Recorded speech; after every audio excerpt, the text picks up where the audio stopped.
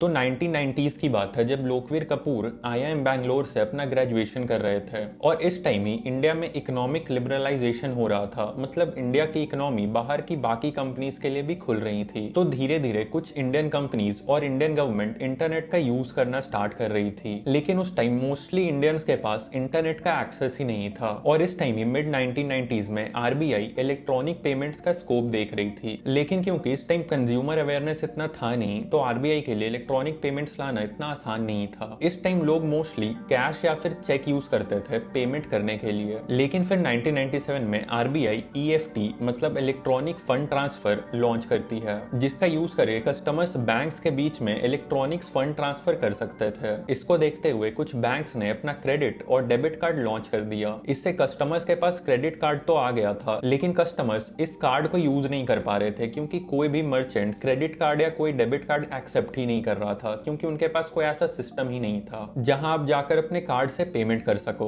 और इसका सबसे ज्यादा प्रॉब्लम पेट्रोल पंप्स को हो रहा था, क्योंकि उन्हें इतना सारा कैश मैनेज करना पड़ रहा था। तभी दो इंजीनियर्स राजुल और तरुण, जो कि फाइनेंशियल इंडस्ट्री में ही काम कर रहे थे, उन्हें आइडिया आता है पेट्रोल पंप्स के लिए smart card based payment system बनाने का। तो लोकवीर, जिनके बारे में मैंने आपको वीडियो के स्टार्टिंग में बताया था, वो इन दोनों के आइडिया में इन्वेस्ट करते हैं और ये तीनों राजुल, तरुण और लोकवीर 1998 में पाइन लैब स्टार्ट करते हैं, जो आगे जाकर 2.8 बिलियन डॉलर्स की कंपनी बन जाती है। तो इन लोग का आइडिया सिंपल था, एक smart card based payment system और लॉयल्टी सर्विस। तो देखिए, इससे जो कस्टमर्स पहले कैश में पेमेंट करते थे, अब वो पाइन लैब्स के स्मार्ट कार्ड से पेट्रोल पंप पर पे कर सकते थे और कार्ड से पे करना उनके लिए बहुत ही आसान हो गया था और हर पेमेंट पर उन्हें एक लॉयल्टी पॉइंट मिलता था। इसका फायदा दोनों को होता था, कस्टमर्स को इन लॉयल्टी पॉइंट से डिस्काउंट्स मिलता था और पेट्रोल पंप्स के लिए इससे कस्टमर का रिटेंशन बढ़ गया था। और पाइन लैब्स ने पेट्रोल पंप्स के लिए एक बैकएंड सॉफ्टवेयर भी बना दिया था, जिससे पेट्रोल पंप्स अपना ऑपरेशंस मैनेज कर सकते थे। फिर 2 साल बाद मतलब 2000 में तरुण पाइन लैब्स छोड़ देते हैं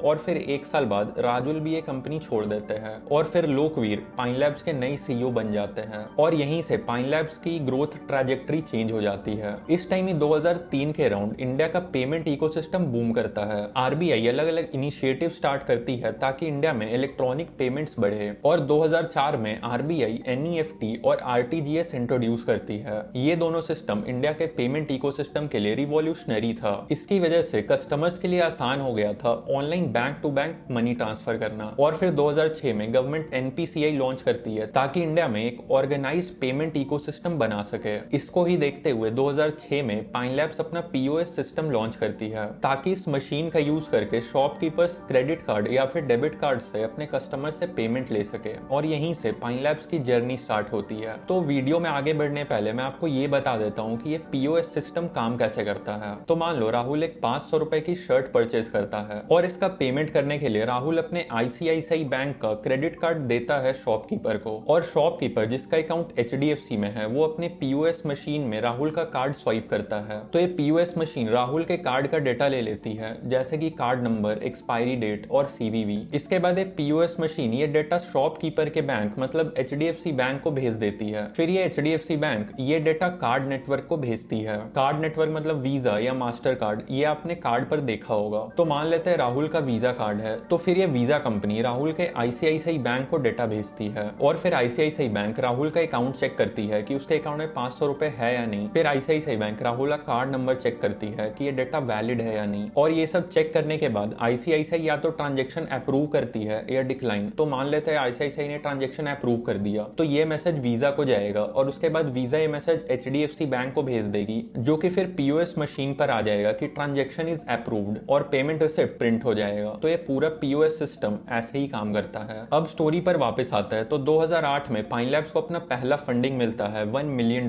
का। अब टाइम आ जाता है 2010। इस टाइम गवर्नमेंट तो पुश कर रही थी कार्ड पेमेंट्स के लिए, लेकिन इस सिस्टम में बहुत सारी प्रॉब्लम्स थी। जैसे कि उस टाइम ही आरबीआई ने एक रिपोर्ट पब्लिश किया था, उसमें ये लिखा था कि सिर्फ 10% मर्चेंट्स कार्ड पेमेंट एक्सेप्ट कर रहे हैं और इसका सबसे बड़ा रीजन था कार्ड पेमेंट पर हाई ट्रांजेक्शन फीस। और ये पेमेंट सिस्टम भी बहुत कॉम्प्लेक्स था, जिसकी वजह से बहुत सारे मर्चेंट्स को ये समझ ही नहीं आ रहा था, जिसकी वजह से मर्चेंट्स कार्ड पेमेंट अवॉइड करते थे। तो यहाँ पर पाइन लैब्स के पास सबसे बड़ा प्रॉब्लम था कि इंडिया में पीओएस सिस्टम का एडॉप्शन कैसे बढ़ाए, क्योंकि देखिए पेमेंट इंडस्ट्री में दो मेजर स्टेक होल्डर्स होते हैं, एक होता है बैंक और दूसरा मर्चेंट। बैंक्स के लिए तो पीओएस सिस्टम बहुत अच्छा था क्योंकि उन्हें हर ट्रांजेक्शन पर पैसे मिल रहे थे, लेकिन मर्चेंट्स के लिए इतना स्मूथ नहीं था। तो पाइन लैब्स की टीम बैंक्स के पास जाती है, क्योंकि बैंक्स ऑलरेडी मर्चेंट्स के साथ बिजनेस कर रहे थे। तो अगर बैंक पाइन लैब्स के साथ कोलैबोरेशन कर ले तो पाइन लैब्स खुद से ही मर्चेंट्स के पास पहुंच जाएंगे, उन्हें अलग से मर्चेंट्स को अप्रोच नहीं करना पड़ेगा। ऐसे ही करके पाइन लैब्स ने अपने इनिशियल कस्टमर्स शॉपर स्टॉप और बिग बाजार को एक्वायर किया। इनिशियली पीओएस का अडॉप्शन बढ़ाने के लिए इन लोगों ने अपने कस्टमर्स से पैसे चार्ज नहीं किए, और रेवेन्यू जनरेट करने के लिए इन लोगों ने मंथली फी चार्ज करना स्टार्ट किया, और पेमेंट प्रोसेसिंग फीस तो था ही। इसके बाद पाइन लैब्स की टीम ने ऑब्जर्व किया कि मर्चेंट्स के पास 5 बैंक का 5 पीओएस सिस्टम है, जिसकी वजह से मर्चेंट्स को इतने सारे पीओएस सिस्टम मैनेज करने पड़ रहे हैं। तो 2012 में पाइन लैब्स एक्सिस बैंक के साथ पार्टनरशिप करती है और अपना प्लूटस स्मार्ट टर्मिनल लॉन्च करती है। प्लूटस स्मार्ट टर्मिनल एक ऐसा डिवाइस था जो अलग अलग चैनल से एक साथ ही पेमेंट एक्सेप्ट करता था, मतलब अलग अलग बैंक का कार्ड एक मशीन ही एक्सेप्ट करने लगा था। इस टाइम तक पाइन लैब्स अपना full stack merchant solution software बना लिया था,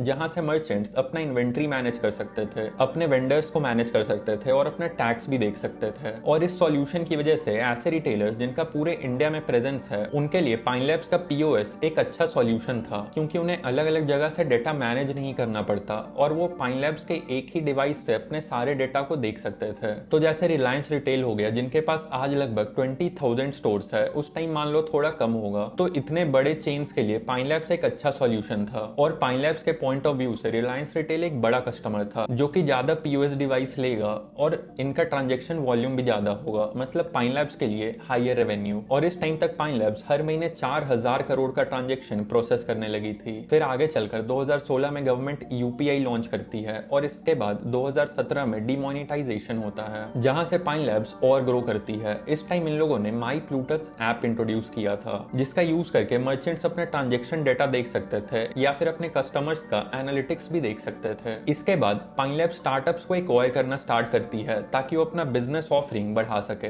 2019 में पाइन लैब्स क्विकसिल्वर को एक्वायर करती है $100 मिलियन में। क्विकसिल्वर एक गिफ्ट कार्ड कंपनी थी, लेकिन पाइन लैब्स ने गिफ्ट कार्ड कंपनियों क्यों एक्वायर किया? तो देखिए, गिफ्ट कार्ड सेगमेंट में हाई मार्जिन था और इससे पाइन लैब्स अपना कस्टमर लॉयल्टी बढ़ा सकती थी, और ये पाइन लैब्स के लिए एक एडिशनल रेवेन्यू क्रिएट कर सकता था। इसके लिए पाइन लैब्स ने इस स्टार्टअप को एक्वायर कर लिया था। इसके बाद 2021 में पाइन लैब्स फैव को एक्वायर करती है $45 मिलियन में। फैव एक South East Asian buy now pay later company थी और एक डील्स प्लेटफॉर्म भी था। इस टाइम पाइन लैब्स को साउथ ईस्ट एशिया में एक्सपैंड करना था, जिसके लिए उन लोगों ने स्टार्टअप को एक्वायर कर लिया था, क्योंकि स्टार्टअप का साउथ ईस्ट एशिया में अच्छा प्रेजेंस था और इनका bye now pay letter system already established था। फिर 2022 में पाइन लैब्स सेतु को एक्वायर करती है $75 मिलियन में। सेतु एक अकाउंट एग्रीगेटर और एपीआई कंपनी थी। इसको एक्वायर करके पाइन लैब्स अपना टेक्नोलॉजी इंफ्रास्ट्रक्चर को और स्ट्रॉन्ग बना लिया, और पाइन लैब्स ने इनके एपीआई का यूज करके और मर्चेंट से खुद को कनेक्ट कर लिया। इसके बाद 2023 में पाइन लैब्स सैल्यूटो वेलनेस को एक्वायर करती है। इस कंपनी का एम्प्लॉय लॉयल्टी प्रोग्राम्स पर फोकस था, जिसको एक्वायर करके पाइन लैब्स ने खुद को पीओएस सिस्टम प्रोवाइडर से खुद को एक मर्चेंट कॉमर्स प्लेटफॉर्म बना लिया था। इन सब एक्विजिशन की वजह से